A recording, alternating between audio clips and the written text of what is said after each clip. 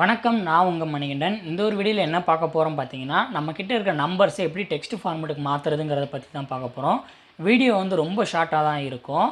ஆனால் கண்டென்ட் வந்து பார்த்தீங்கன்னா நிறைய பேருக்கு வந்து தெரியாமல் இருக்கிறதுக்கு நிறைய சான்சஸ் இருக்குது. வீடியோவை ஸ்கிப் பண்ணாமல் பாருங்கள். ஏன்னா நீங்கள் கொஞ்சம் ஸ்கிப் பண்ணாலும் உங்களுக்கு புரியாமல் போகிறதுக்கு சான்சஸ் இருக்குது. சரி, இப்போ வாங்க நம்ம கண்டென்ட்டை பார்த்துடலாம்.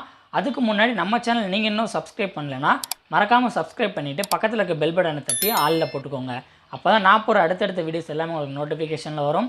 சரி, இப்போ வாங்க நம்ம கண்டென்ட்டுக்குள்ளே போகலாம். ஸோ பிளாங்க் ஷீட்டை செலக்ட் பண்ணிக்கலாம். நமக்கு தேவையான டீட்டெயில்ஸ் வந்து ஃபஸ்ட்டு க்ரியேட் பண்ணிக்கலாம். ஸோ இப்போ சீரியல் நம்பர்னு சொல்லி இந்த இடத்துல போட்டிருக்கேன். ஃபார் எக்ஸாம்பிளுக்கு இப்போ 10லேருந்து ஸ்டார்ட் பண்ணுறேன்னா, ஸோ இதை ஃபில் சீரிஸ் பண்ணிக்கிறேன். இப்போ வந்து பார்த்தீங்கன்னா இது எல்லாமே வந்து பார்த்தீங்கன்னா ஜென்ரலில் இருக்குது. ஸோ இப்போ நம்மக்கிட்ட இருக்க டேட்டாஸை வந்து செலக்ட் பண்ணிக்கலாம். நெக்ஸ்ட்டு இந்த டேட்டான்னு இருக்குது. ஸோ இதை கிளிக் பண்ணிவிட்டு நெக்ஸ்ட்டு டெக்ஸ்ட் டு காலம்ஸ்ன்னு சொல்லி ஒன்று இருக்குது. அந்த ஆப்ஷனை செலக்ட் பண்ணிவிட்டு இதில் ஃபஸ்ட் ஆப்ஷன் செலக்ட் பண்ணிவிட்டு நெக்ஸ்ட்டு கொடுத்துக்கோங்க. நெக்ஸ்ட்டு வந்து பார்த்தீங்கன்னா இதிலே கிளிக் பண்ணிக்கோங்க. ஸோ இந்த இடத்துல வந்து டெக்ஸ்ட்டுன்னு ஒரு ஆப்ஷன் இருக்குது. இந்த ஆப்ஷனை நீங்கள் செலக்ட் பண்ணிவிட்டு ஃபினிஷ் கொடுத்துக்கோங்க. இப்போ வந்து பார்த்தீங்கன்னா எல்லாமே வந்து பார்த்தீங்கன்னா டெக்ஸ்ட் ஃபார்மேட்டுக்கு மாறிடுச்சு. ஒன் செகண்ட் நம்ம வந்து இப்போ புதுசாக வேறு டேட்டாஸ் வந்து எழுதிக்கலாம்.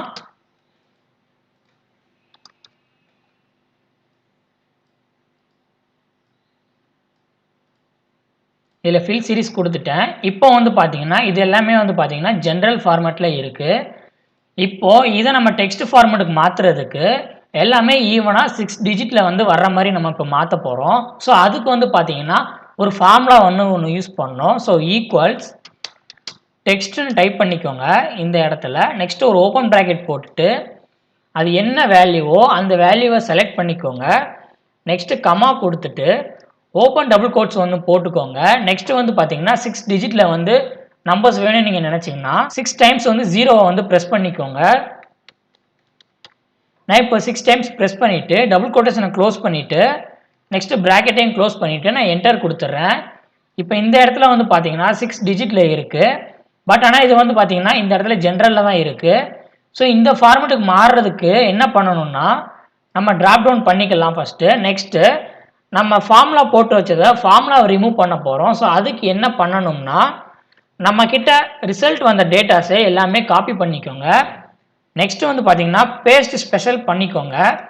பண்ண உடனே பார்த்தீங்கன்னா இந்த மாதிரி எல்லாமே வந்து பார்த்தீங்கன்னா டெக்ஸ்ட் ஃபார்மேட்டுக்கு மாறிடும். இப்போ நம்மக்கிட்ட இருக்கிற டேட்டாஸை நம்ம டெலீட் பண்ணாலுமே நமக்கு கிடைச்ச ரிசல்ட்டில் வந்து பார்த்தீங்கன்னா எல்லாமே ஈவனாக 6 டிஜிட்டில் வந்து இருக்கும். பட் ஆனால் நம்ம ஃபஸ்ட்டு பண்ணதில் வந்து பார்த்தீங்கன்னா நம்ம வந்து எல்லாமே வந்து பார்த்தீங்கன்னா ஈவனாக இருக்காது.